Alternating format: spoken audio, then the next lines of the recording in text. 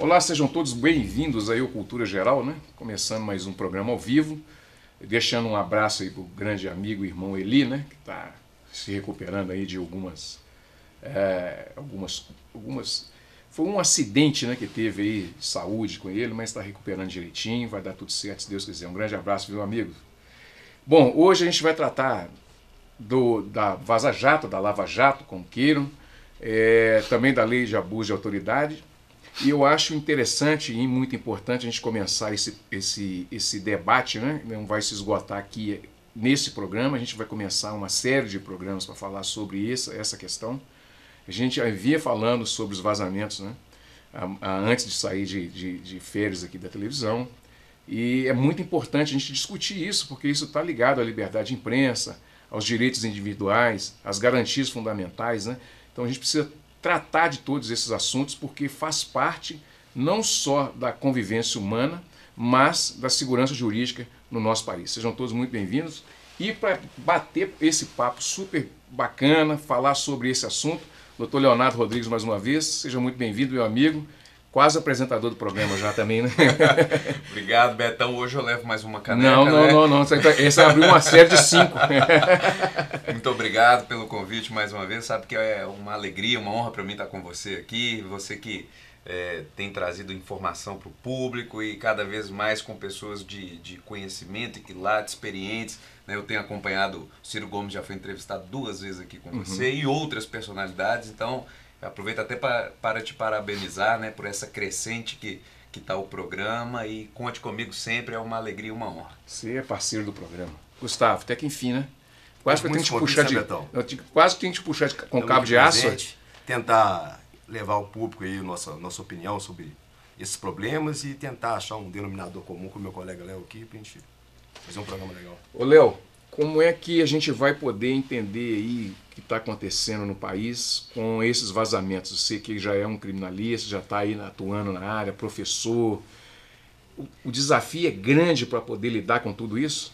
O desafio é grande. E se você pensar que as informações que são colocadas ao público, o próprio Glenn Greenwald falou que não chegou nem na metade ainda do material, realmente vai vir acho que tem muita coisa ainda para surgir.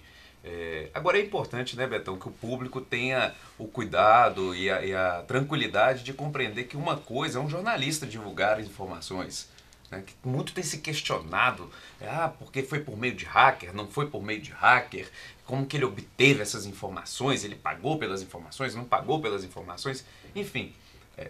Se alguém cometeu algum crime para obter as informações, este alguém vai responder pelos eventuais crimes que tenha cometido. Agora, o jornalista divulgar as informações, ele não comete absolutamente nenhum crime.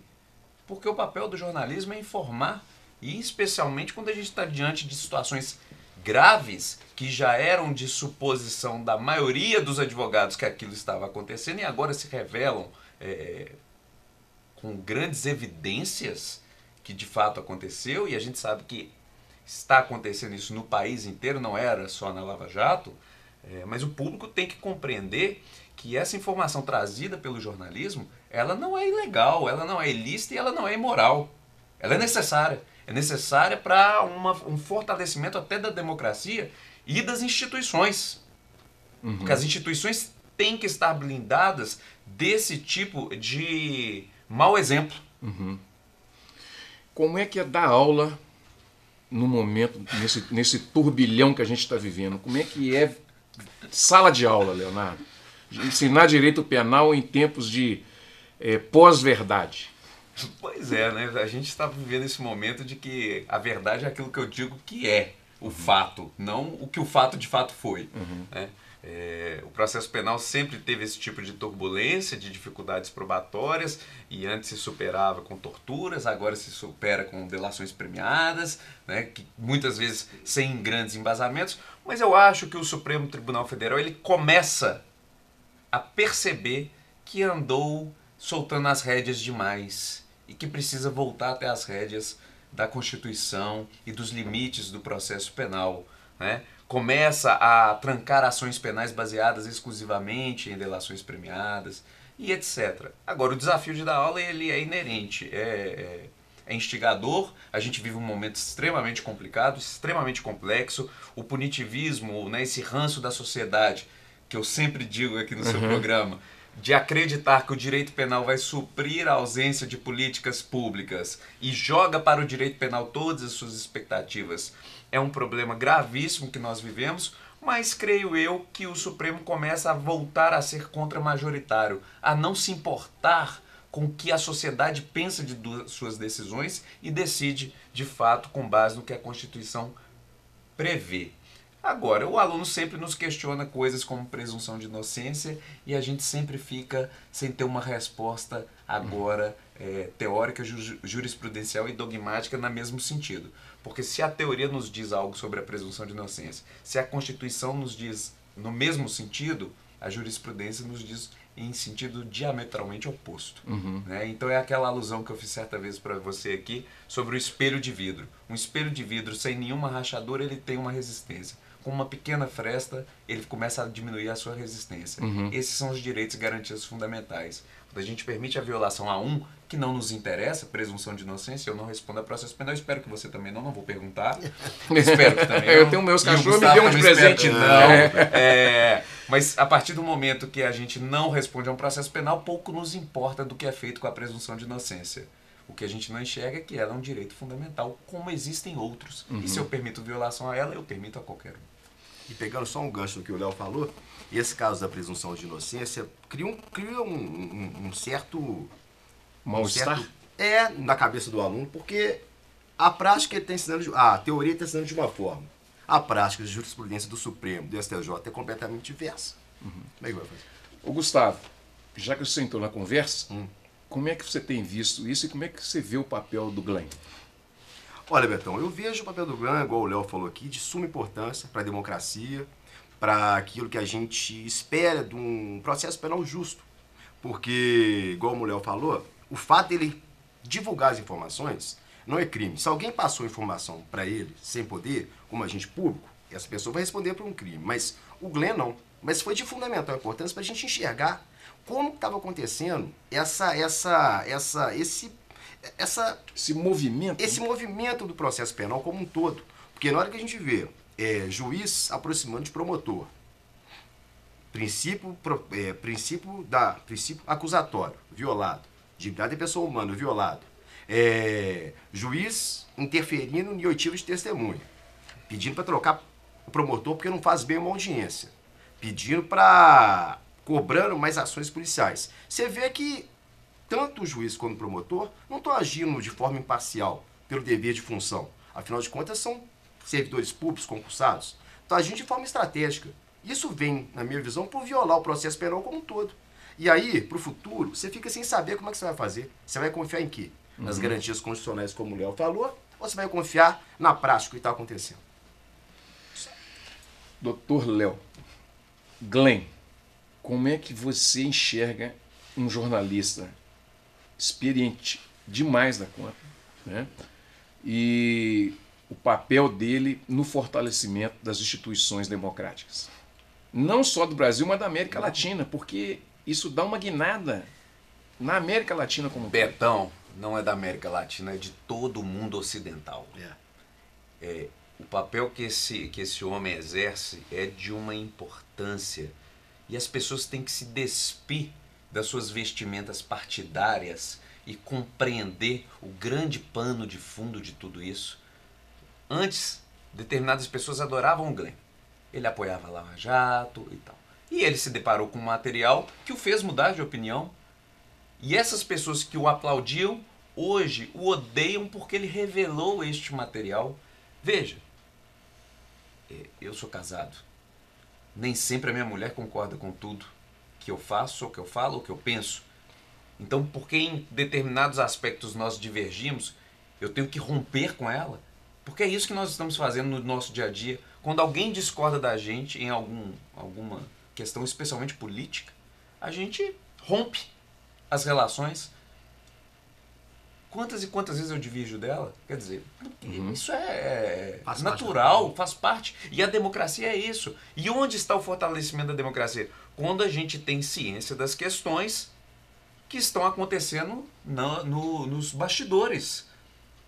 O Glenn, ele traz algo ao público que os advogados criminalistas já sabem e já estão lamentavelmente acostumados com essa aproximação. Eu não tenho problema nenhum de chegar numa comarca no interior e saber que o juiz é amigo do promotor. Acho muito natural. Eles fazem concurso, são designados para o interior, não conhecem ninguém, vão se aproximar, como vão se aproximar do delegado, eventualmente do prefeito. Isso para mim não tem o menor problema. O problema é quando começa a ter esse tipo de interferência. E ficou muito claro, até que se prove que aquelas conversas não existem, e eu não estou aqui acusando de crime, porque eu não poderia fazer isso porque eu sou advogado criminalista, então eu sou o primeiro a dizer que só pode dizer que alguém é culpado ao final de um processo. Uhum. Mas sob o ponto de vista da ética, sob o ponto de vista da equidistância que um juiz tem que ter entre as partes, se as conversas são reais e até então não se demonstrou a inveracidade delas, você teve toda essa quebra. E um indivíduo como o Glenn ter a coragem de fazer, como fez no caso Snowden, como fez em outras situações, porque todo mundo resume ao Snowden, mas ele tem outras atuações, várias outras, e o faz agora com relação à Lava Jato, conhecida como agora Vaza Jato, né? Muito bem conhecida como Vaza Jato, tem que ter uma coragem, tem que ter um espírito desprendido, porque ele sabe e já imaginava o que ele iria enfrentar.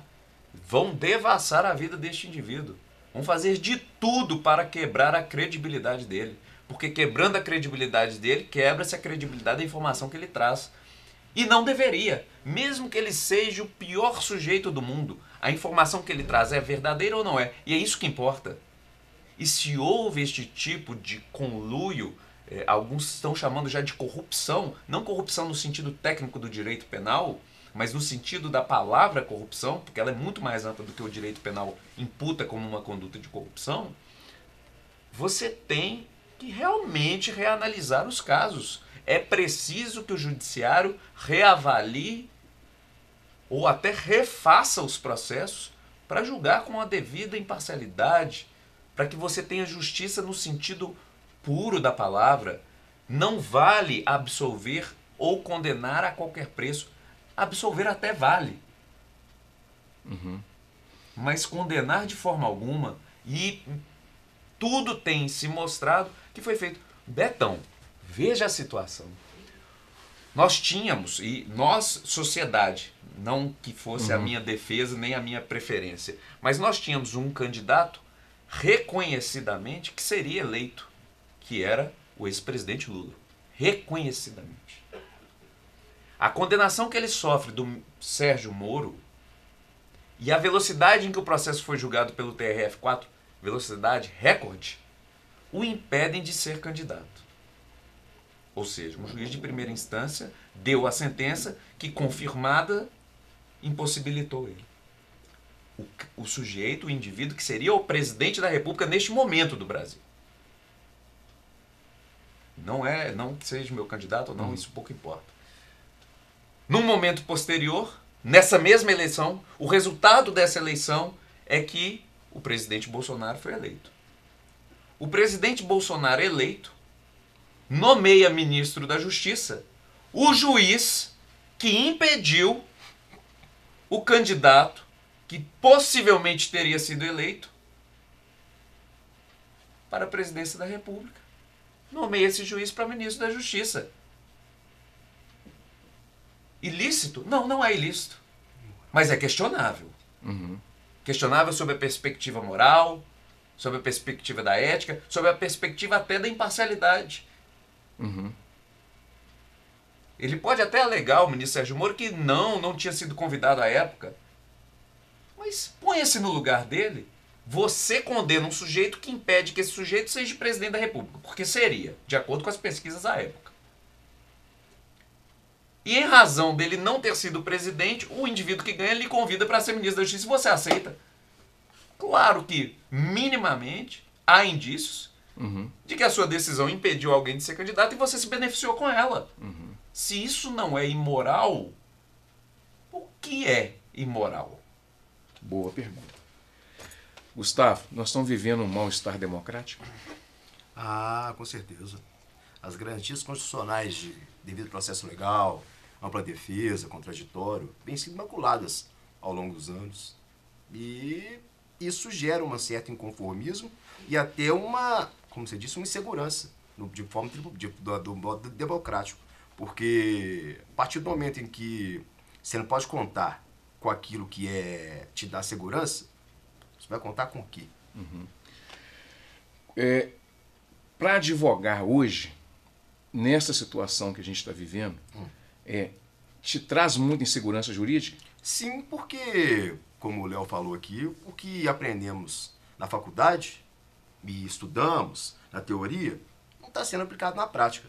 Ou se está sendo aplicado, está sendo aplicado em algumas decisões, não de uma forma geral. Porque o farol tem que ser a Constituição, tem que ser as leis.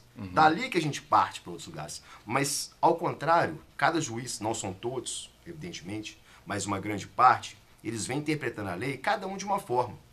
Por que eu acho que, até pegando o gancho já do abuso de autoridade, por que eu acho que a maioria, alguns magistrados, ou a maioria deles, não quer que passe o projeto?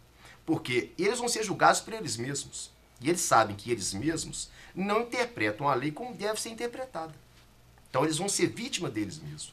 Até sabendo que, ainda que você seja acusado, né, e seja responda o processo por abuso de autoridade, vai ter um Ministério Público como fiscal da lei ou como órgão acusador e um juiz togado, concursado, para julgar. Mesmo assim não querem, porque estão com medo deles mesmos. A partir do momento que você vê, Betão, que uma prisão preventiva ela é decretada sem respeitar os requisitos. Tanto que você vê que, antigamente, não tem mais, a condução coercitiva é feita da maneira que o juiz entenda que deva ser. Agora saiu aqui da segunda turma do STF. O delator, o acusado, delator, falando depois do delatado. Não estão respeitando as garantias, não estão respeitando a lei. Se não estão respeitando a lei, qual segurança jurídica que nós advogados temos e para passar para o nosso cliente? Porque o cliente quer saber como é que está o processo dele. Pô, mas não está escrito na lei isso aqui? Tá. Mas o juiz entende de outra forma? Entende. Isso para o cliente entender é complicado. Até para o advogado entender é complicado. É difícil. Bom, gente, deixa eu fazer um intervalinho, tomar uma água, daqui a pouquinho a gente volta com mais cultura geral, não saia daí.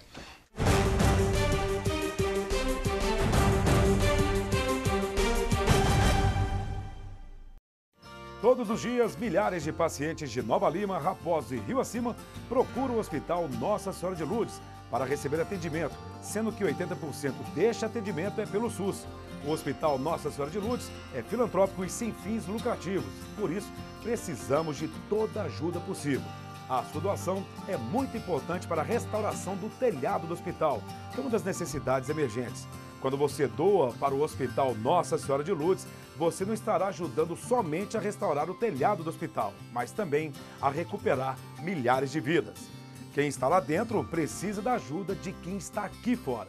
Você pode doar qualquer valor e, para a sua maior comodidade, a nossa equipe vai até você. Seja um amigo do Hospital Nossa Senhora de Lourdes. Envie a mensagem "Quero doar" para o número que aparece aí no vídeo e saiba como ajudar. Hospital Nossa Senhora de Lourdes. Humanidade, carinho e atenção à vida. Apoio TV Banqueta.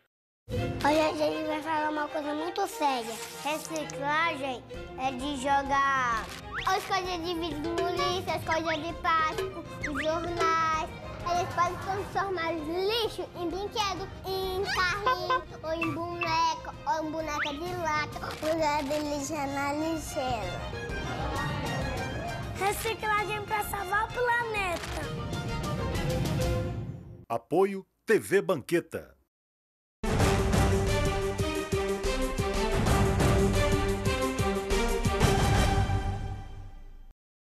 Muito bem, de volta com Cultura Geral.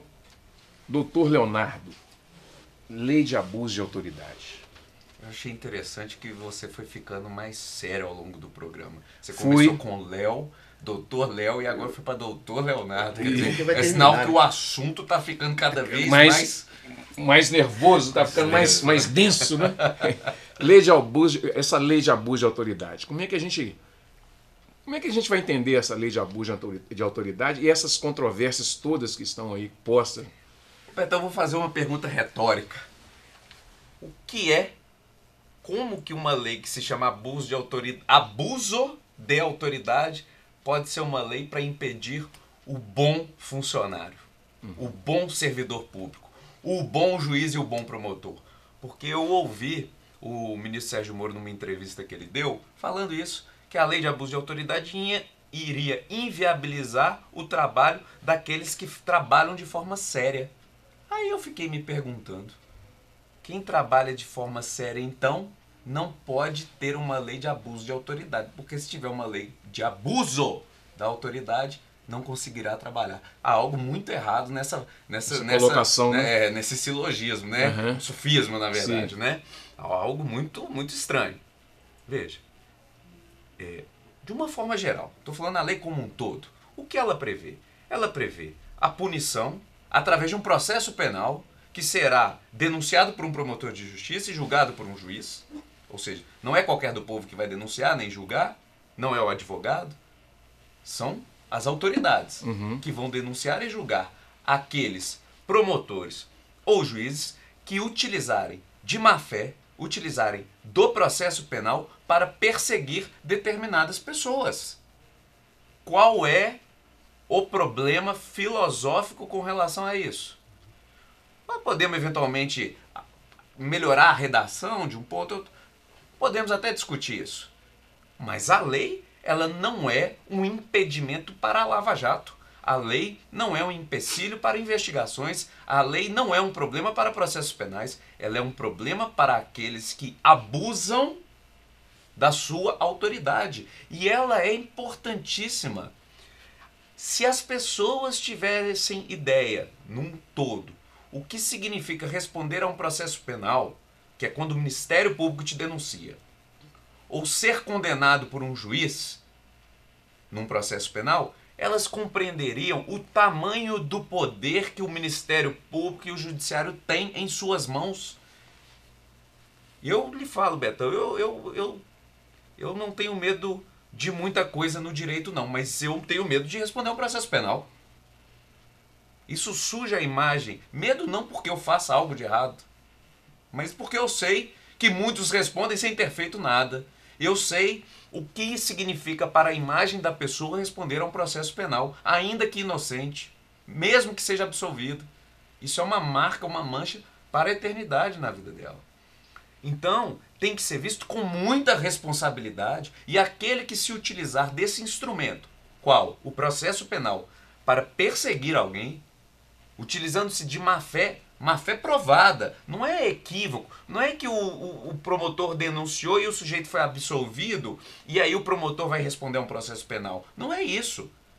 É quando o promotor denuncia alguém que sabe ser inocente para persegui-lo, para impedi-lo de se candidatar a um cargo de prefeito, de governador, de vereador, do que for. É essa perseguição, é este abuso, é esse ultrapassar os limites de sua atuação para buscar punir alguém, no sentido de vingança, que a lei busca impedir. Ela não está proibindo nenhum promotor de denunciar e nenhum juiz de julgar condenando. Nenhum. O que ela está impedindo, ou o que ela está tentando limitar, são os abusos que ocorrem em alguns casos, e todos nós enxergamos isso, no processo penal. E se for demonstrado que houve má fé, qual é o problema? Não é crime. Se você comete um desvio, você não tem que responder? Por que um promotor ou um juiz que utilizarem do processo de má fé, não é entendimento divergente, é de má fé, comprovado, tem que provar o dolo, não pode responder por um crime? E ele será, mais uma vez, denunciado por um promotor. Será feita uma análise técnica sobre isso, será julgado por um juiz, por um par dele. Eu não vejo nenhuma grande dificuldade. Podemos discutir a pena, ou aumentar a pena, ou diminuir, uma discussão técnica específica, mas dizer que a lei de abuso de autoridade inviabiliza a Lava Jato, em que ponto? Quando ela impede que se utilize o processo de má-fé, por quê? Porque na Lava Jato se utilizou de má-fé? Gustavo, quando aparece uma sugestão de lei ou uma lei igual a essa de abuso de autoridade, isso pode nos mostrar que o processo penal o brasileiro, por exemplo, ele deixou de ser acusatório e voltou a ser inquisitório? Olha, Betão, quando surge uma lei desse tipo, é porque alguma demanda num sentido de tentar coibir alguma atuação de algum juiz ou promotor, no caso da má-fé, no caso de não agir conforme ele deve agir. O fato de voltar para o processo acusatório, o princípio acusatório e inquisitório, eu entendo que é o seguinte, ainda que a lei seja aprovada, apesar que parece que foram vetados 19 artigos hoje à tarde, ainda que ela seja aprovada, igual o Léo falou, é uma garantia que tanto o juiz quanto o promotor tem. Porque vai ter uma pessoa para investigar e para acusar, e a outra separada para julgar. Isso aí eu acho que não vai afetar o princípio acusatório no processo penal todo, não. Mas o mais interessante disso aí, desse veto, foi que uma parte da lei me chamou a atenção. Inclusive foi um artigo que foi vetado. E no artigo 9º, onde que o Sérgio Moro pediu para o presidente Bolsonaro vetar, o artigo dizia o seguinte: é vedada a decretação é vedada a decretação de medida de privação de liberdade em decorrência de manifesto descumprimento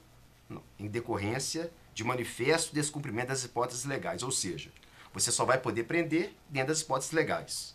Sérgio Moro disse que um dos motivos para vetar esse artigo era que estavam diminuindo o poder discricionário do magistrado na exegese normativa. Ou seja, estava diminuindo a margem dele de interpretar a lei.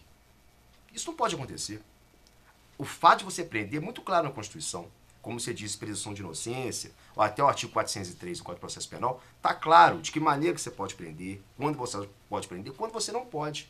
A partir do momento que você deixa isso de forma discricionária na mão de um juiz para tentar julgar da forma como ele interpreta a lei, pessoal, interpreta a lei, eu acho que isso aí sai do princípio acusatório e vai para o inquisitório.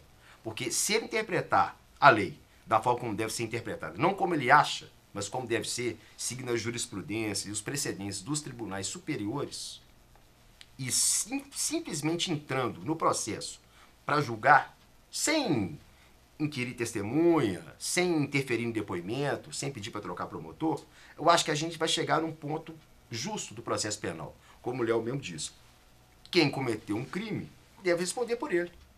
Agora, eu ficar entendendo que, não, mas e se isso acontecer comigo? Se eu não cometer crime nenhum, se eu agir de forma correta, dentro da minha função, enquanto promotor, enquanto juiz, eu não vejo problema nenhum. Eu vou lhe fazer uma pergunta. Quando que o princípio acusatório foi absolutamente respeitado? Não. Se o Código de Processo Penal prevê produção de prova pelo juiz de ofício? Uhum. Se a gente está cansado de chegar em audiência e o juiz fazer toda a inquirição da testemunha com as perguntas que até o Ministério Público teria feito? O Ministério Público às vezes nem faz a pergunta. Às vezes nem faz a pergunta. Às vezes não está nem presente na audiência. Não. E quando que foi respeitado o princípio acusatório? E para você informar isso para o seu cliente, para ele entender, é difícil, porque ele fica sem saber. Mas por que o juiz está fazendo essas perguntas todas? Ô, Léo, a gente está indo para a parte final do programa. Você queria fazer um recorte sobre a Vaza Jato ainda? Pois é. Eu queria fazer a seguinte indagação. Se o juiz Sérgio Moro tivesse tido as mesmas conversas, literalmente as mesmas conversas, as mesmas estratégias, mas não para condenar a título de exemplo o ex-presidente Lula, mas sim para absolvê-lo. Se toda essa vaza-jato que o Glenn traz fosse entre Sérgio Moro e Cristiano Zanini e o resultado dos processos do presidente Lula tivessem sido a sua absolvição, as pessoas continuariam achando que não tem problema nenhum essas conversas? O outro lado da sociedade, que é contra o presidente Lula e diz que não tem problema nenhum nas conversas, continuaria achando que é o mesmo conteúdo, porém com um resultado diverso. Diria que não tem problema nenhum nas conversas, que o advogado ter conversado com o juiz para saber se deveria ou não ter entrado com recurso em determinado momento, O juiz dizer para o advogado que deveria ter colocado o seu colega de escritório que era melhor para fazer a audiência. E o resultado final de tudo isso fosse a absolvição. Ainda assim, as mesmas pessoas que são contrárias a essa divulgação, ou acham que não há problema nenhum, continuariam tendo o mesmo pensamento. Eu tenho alguma convicção de que elas estariam com o pensamento que nós temos, que é gravíssimo. Podemos ter esperança? Eu acredito que sim, porque a tendência é, assim eu espero, evoluir, melhorar, e cada um fazendo o seu trabalho, respeitando a Constituição e as leis, quanto nós, operadores do direito, podemos ter esperança sim. Eu acho que não. Ô Léo, para encerrar, democracia está em risco? A democracia está sempre em risco. Sempre. Porque sempre alguém quer usurpar dela. Sempre alguém quer utilizar o seu status de autoridade, de político, do que for, para benefícios próprios. Na democracia ou em qualquer forma política, a corrupção é inerente. Então ela sempre está em risco, porque ela sempre está sofrendo algum tipo de ataque. Cabe a nós compreendermos que, o político é reflexo da sociedade. Não adianta querer um político melhor se a gente não está fazendo nada para uma sociedade melhor. E 2, direitos e garantias fundamentais são os pilares da democracia. Ou você defende a todos eles, ou você não defende nenhum. E aí você não precisa de uma democracia, você precisa de um Estado autoritário. O que protege o cidadão, o que protege a mim, o que protege a você, o que protege a todos nós, em qualquer âmbito de nossa vida, são os direitos e garantias fundamentais, especialmente numa democracia, porque eles estão irrigados com o maior princípio do Estado democrático de direito. Nós 3 estudamos direito, nós passamos 5 anos ouvindo Estado democrático de direito. E sempre tenho certeza que vocês também tiveram uma dificuldade em defini-lo. E eu digo para os meus alunos hoje, porque eu cheguei a essa definição, o Estado democrático de direito é aquele que tem como pilar máximo a dignidade da pessoa humana. E a dignidade da pessoa humana é do indivíduo, não é da coletividade sobre o indivíduo. E eu termino dizendo, Betão, no Estado democrático de direito e na sociedade que eu, pelo menos, busco construir, não é o povo que serve ao Estado, é o Estado que serve ao povo. Muito bem, com essa frase terminamos aqui o programa Cultura Geral. Amanhã tem reprise e voltamos ao vivo na segunda-feira que vem. Um grande abraço e até amanhã. Obrigado, Leonardo. Obrigado, Gustavo. Obrigado, Betão. Até segunda-feira, se Deus quiser, com mais um Cultura Geral.